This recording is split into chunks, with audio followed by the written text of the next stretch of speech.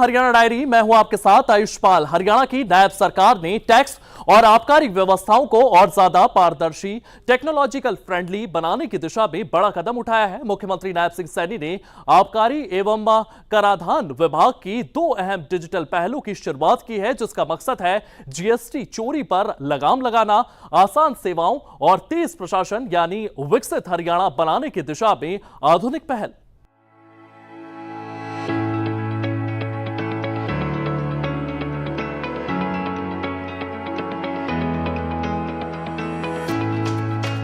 मुख्यमंत्री नायब सिंह सैनी ने आबकारी एवं कराधान विभाग द्वारा विकसित कर हितैषी मोबाइल ऐप का लोकार्पण किया।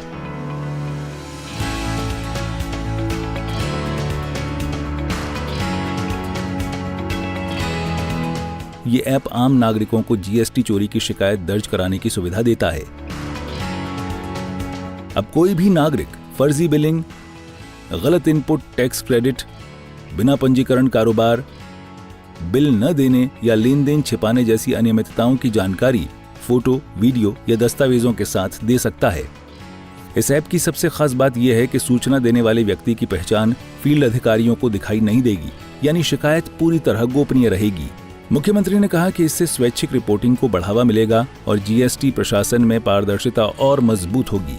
इसके साथ ही मुख्यमंत्री ने 6 नई ऑनलाइन आबकारी सेवाओं की भी शुरुआत की। ये सेवाएं एथेनॉल, अतिरिक्त अल्कोहल, ईएनए और डीनेचर्ड स्पिरिट से संबंधित अनुमतियों के लिए विकसित की गई है। अब कारोबारी एथेनॉल और ईएनए के आयात निर्यात और डीनेचर्ड स्पिरिट के आयात निर्यात के लिए ऑनलाइन आवेदन कर सकेंगे। आवेदक अपने आवेदन की स्थिति ट्रैक कर सकेंगे और डिजिटल साइन किया गया अनुमति पत्र ऑनलाइन डाउनलोड कर सकेंगे।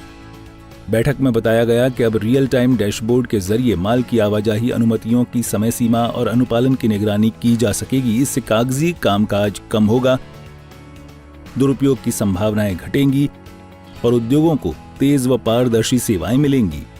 मुख्यमंत्री ने निर्देश दिए कि ब्रांड लेवल रजिस्ट्रेशन और लाइसेंसिंग जैसी अन्य सेवाओं को भी जल्द से जल्द ऑनलाइन किया जाएगा।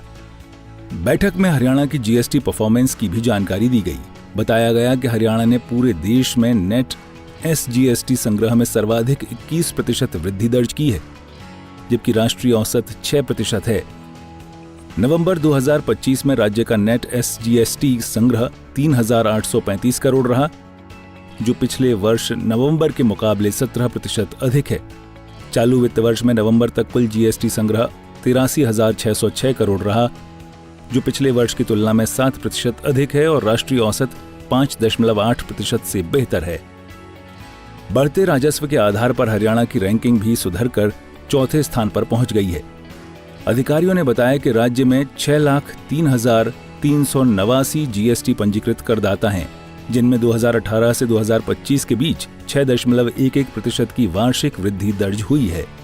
आपको बता दें कि बैठक में मुख्यमंत्री नायब सैनी ने मूल्य वर्धित कर यानी वैट और सीएसटी की भी समीक्षा की, जिसमें अधिकारियों ने मुख्यमंत्री को बताया कि हरियाणा में वैट 6 वस्तुओं पेट्रोल, डीजल, शराब, पीएजी, सीएनजी एवं सीएसटी वस्तुओं पर लागू होता है। वर्ष 2025-26 में नवंबर तक वैट वसूली में उल्लेखनीय वृद्धि हुई है, जिसमें one time settlement OTS scheme 2025 का महत्वपूर्ण योगदान रहा।